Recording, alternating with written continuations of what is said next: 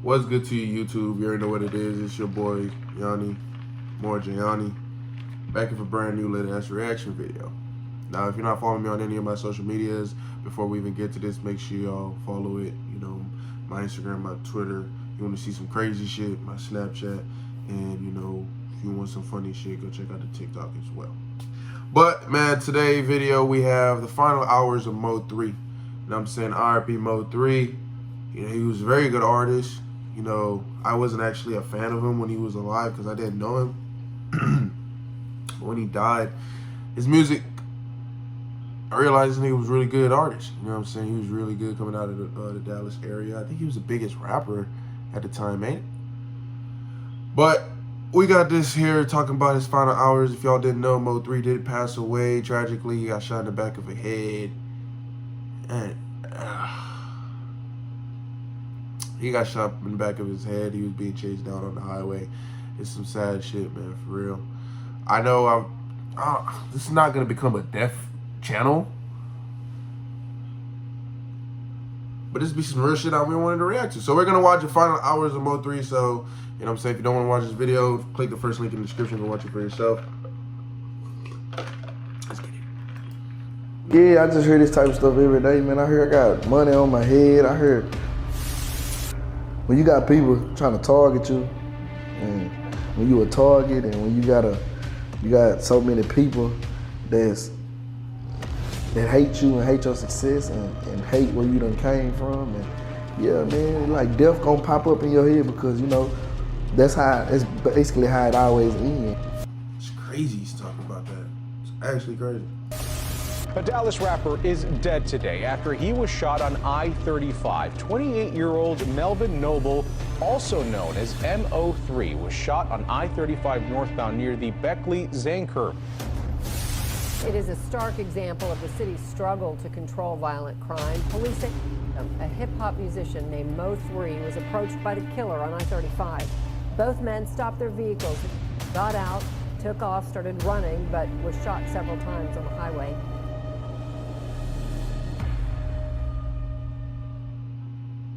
November 10th, 2020, the night before. Can't be talking like that in my ears, bro, for real. Like, let that shit sink in. Like, fade that shit in. You can, November 10th, you see what I'm saying? Like,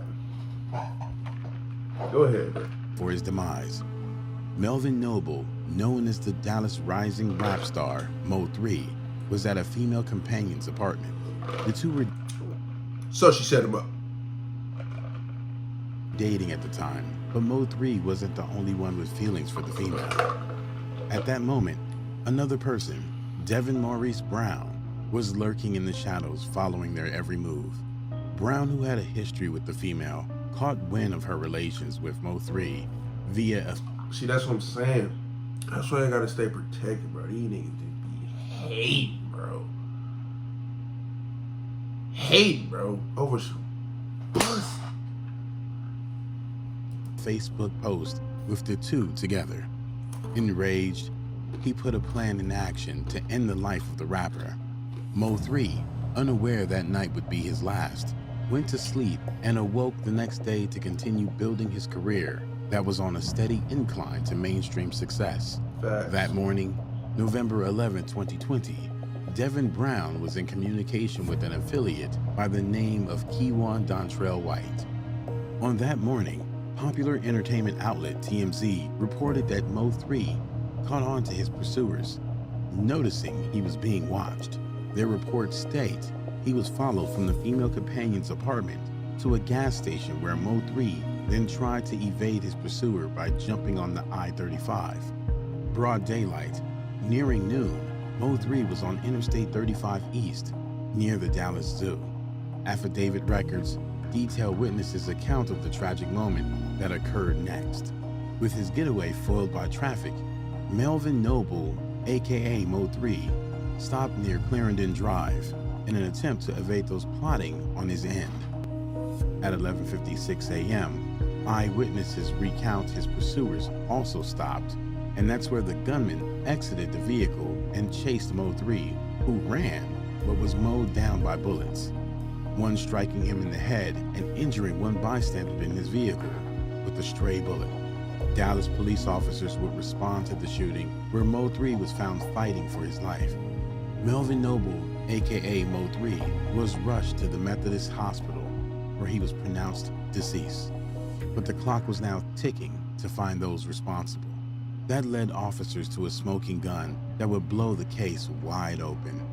Dash cam footage of the shooting from a witness in a nearby vehicle. The video detailed the final moments of Mo3's life. The pursuer pulled up in front of his vehicle a short distance away. Mo3 stopped and exited his vehicle, going around and opening the other side of the car. It's believed he was trying to gain access to a firearm, but the gunman began his assault, prompting Mo3 to abandon his mission and instead flee for his life. The video shows the shooter. Did you know you can receive free cell phone service? That's right, thanks to the government's Affordable Connectivity Program. Giving chase outside of the camera, where Mo3 fell from injuries of multiple bullet wounds before the shooter enters back into the frame to head to the getaway vehicle. News reports spread like wildfire and the hunt was on. 28-year-old Melvin Noble, also known as Mo3, was shot on I-35 northbound near the Beckley-Zane curve. In no time, authorities released images of the vehicle and shooter in the case. Police state that the suspect was driving a possible 2014 or 2015 black Chevy Camaro. Records state that a witness, the female companion in question, blew the whistle on Devin Brown's involvement, informing law officials she was aware of him knowing of the relationship with Mo3 and was upset. She went further into detail, informing officials that Brown was in contact with the witness the day prior, and moments before they took Mo3's life, the witness was the one who gave away Mo3's location and allowed his pursuer to track. Wow. I wonder how she feels now. Real shit. Real shit. I wonder how she feels now. And pin him down. The female companion was aware of all the information, which begs the question.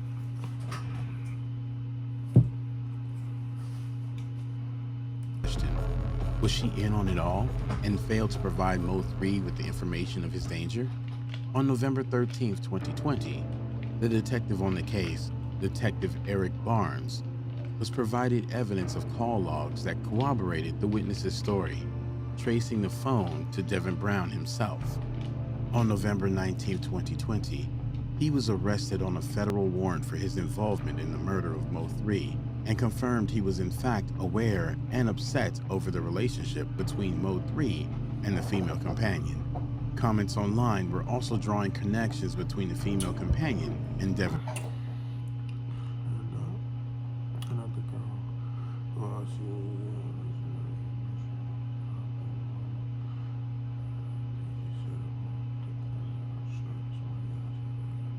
You know, fucking a nigga's baby mama is cool and all.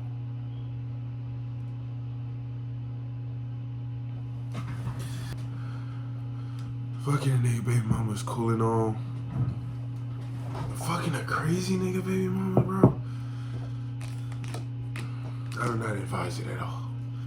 Alright? Brown, with one user implying the female was the mother of his child. The Dallas police strategy to release the video and images of the shooter. And especially if you're doing good in life. Look, this is how you know you can fuck with a crazy nigga baby mama, period. If you're broke and you fuck with her, he's gonna be like, man, what the hell you fucking with this broke ass nigga, woo. If you rich and you fuck with her, and he wants you dead, because now you're better than him. You see what I'm saying? Provided fruitful, because on November 20th, 2020, tips were coming If she got a in kid, detailing the person in the... Let's be honest, if you're a young nigga and she got a kid, red flag. But if you're an old nigga, man, might as well just settle, call it a day. image with the gun to be Brown's accomplice, Keywan White. By November 25th, they got a credible witness with inside knowledge of Devin Brown, who detailed in-depth information of him and White, even to hearing White admit to shooting Noble, aka Mo3, while talking to her boyfriend. The witness further informed officials her boyfriend recognized White from the images and shared his social media account with officials. Investigators uncovered that this nigga's fucking ugly. Yo, this nigga look like the damn, what was the villain in Monsters Inc. The villain in Monsters Inc. The little lizard nigga who keep switching colors and shit. Bro, this nigga deserved to be here. This nigga was happy on the second time. The first time he got caught, he's like, oh man, fuck. The second time, like, yeah, nigga fucked up. Third time, he probably lost out on some money. Fourth time, they caught him going to church. He was trying to change his life. The sixth, the fifth time, he just looked like a dumb kid. Dumb, badass kid. But this nigga's just ugly. at the moment of the crime, White was... Bro, got locked up twice in 2016. 3 times in 2016. Twice in the same month. Then twice in 2017. Once in 2018. He was only good in 2019 and before 2016.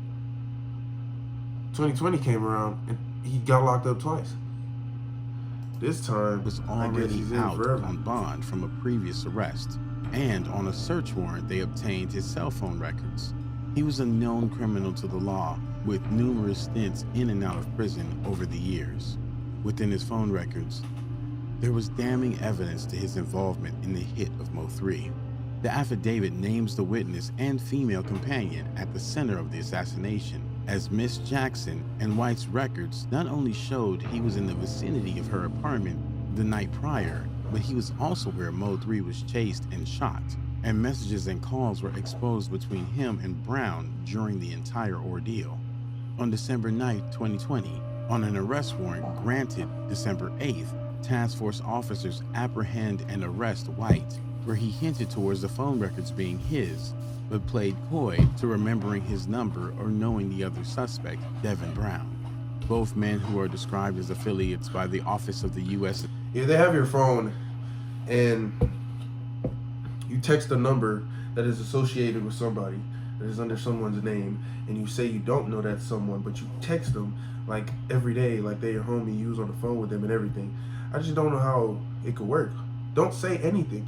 All you have to do is say, I need a lawyer. And they just say, oh, the state's gonna give you one. Don't take that. They ain't a prosecutor. He's not a fucking lawyer. He's gonna prosecute you and make sure you have yours. He's gonna say, man, this is the best deal I could do for you. They're cutting down that 20 to a 10. What? Get a real lawyer. He's gonna put you on house arrest. Fuck. attorney for the Northern District of Texas were indicted in December on multiple charges, including 1 count each of felon in possession of a firearm. According to the U.S. Attorney's Office, Brown was also indicted on 1 count of conspiracy to possess with intent to distribute a controlled substance. Also, according to a criminal complaint, reports state that upon conducting a search of Brown's home, law enforcement found a stolen AK-47 in his closet, as well as... Damn. Netflix Niggas killed stealing Blockbuster. AK-47s. Uber killed taxi cabs. And now there's a new income app that's killing the traditional 9-to-5 grind. as several illegal substances, scales, baggies, and more than $3,200. A second criminal complaint alleges law enforcement found a 9mm pistol in White's pocket. White previously fled on a dirt bike and then on foot when officers tried to stop him. If found guilty of the federal charges, White faces up to 10 years in federal prison, and Brown faces up to 20 years on both the illegal substances and gun charges. Both Brown and White have also been indicted on federal charges, but their problems go even deeper with the indictment on murder charges, as well for the plan and actions that took the life of Mo3. 28-year-old Devin Brown was indicted on a murder charge this week. Another man, 22-year-old Kwan Wright, was also indicted on the same charge earlier this year. March 2022, updates on the case were revealed, reporting one of the suspected murderers, Kwan Dontrell White, plead guilty to a felony charge of unlawful possession of a firearm by a felon. This stemmed from the August 16, 2020 evasion of Lancaster police on a dirt bike when pulled over for traffic violations and a 9mm pistol was found in his pocket. You know, sometimes when a police officer, like, let's be honest with you, I'm only saying police officer because right now we're gonna do the most rarest thing you can see a black nigga do. I give them props when they catch these criminals. They're just lost young men. I thought that line right there was gonna give me the hose, but I realized I have a girlfriend. Asshole, no, I'm just playing, but for real, I have a girlfriend. Like, I don't do that weird shit. But when you catch these niggas, you have evidence for these niggas, and you've caught them multiple times. At some point, you need to realize this nigga need to stay in jail. You see what I'm saying? Like, this nigga needs to stay in jail. The nigga who killed Dolph, why was that nigga free? Really think about that shit. Why was that nigga free? Why was this nigga free? Nigga who killed Nipsey, why was that nigga free? It's like, bruh, put these niggas in jail so they can serve their fucking time. They're not even serving 80% and they're already out walking free, nigga. Now, I'm not saying niggas that's in jail, all of them is bad people, because some of them are wrongly convicted and the justice system is broken. Like, there's no way you should tax a nigga 8 years if he goes and he fucking like jaywalks or do some petty crime. But the niggas who be out here dead ass killing people, you have all the evidence in the world. Convict the nigga, bruh. Cause you think he's gonna do good when he get out. None of these niggas do good. None of these niggas, especially if they've been going to jail since juvenile. Nigga, these niggas don't change. These go to church for one Sunday, and then by Monday they're already ready to peel a nigga face off. These niggas is real deal animals.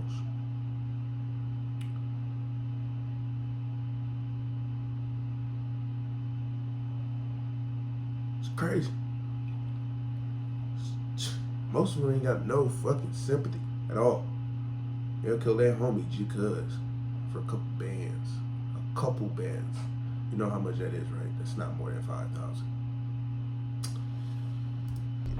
If found guilty of the charge, the consequences could be life with the possibility of parole.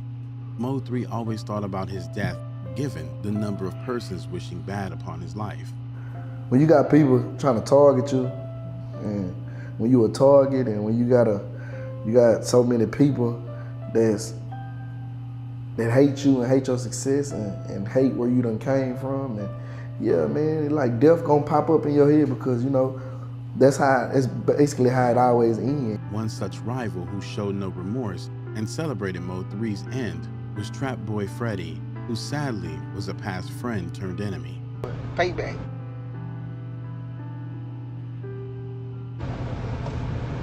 Everybody was laughing with him then. Y'all ain't laughing no more. Mo3 was maturing and trying to be on a better path and focused on his music.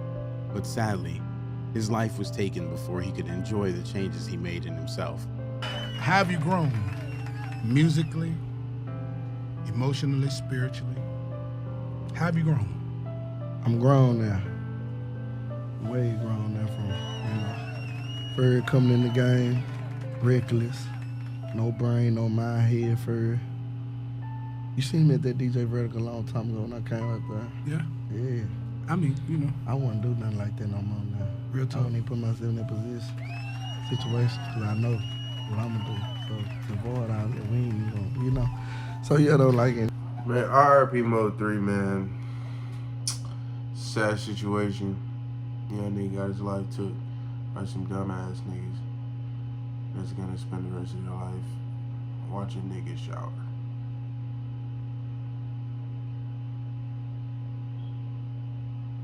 Niggas just be doing stupid shit.